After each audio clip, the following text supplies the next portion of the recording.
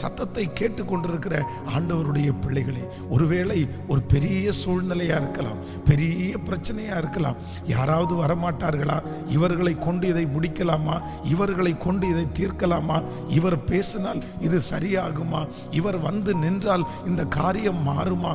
இப்படி உங்களுடைய இருதயம் ஒருவேளை தவித்து கொண்டே இருக்கலாம்.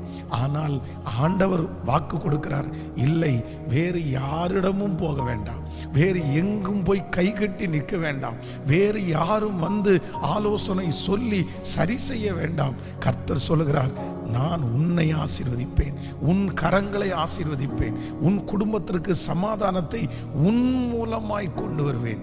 நாம் ஆராதிக்கிற தேவன் இன்னொருவரை கொண்டல்ல, உங்களை கொண்டே அற்புதம் செய்வார். எனக்கு இவ்வளோ பெரிய கடன் இருக்கிறது, இவ்வளோ பெரிய தேவை இருக்கிறது, நான் எப்படி இதை சரி செய்ய போகிறேன் என்று உங்களுடைய இருதயம் தவிக்குமானால்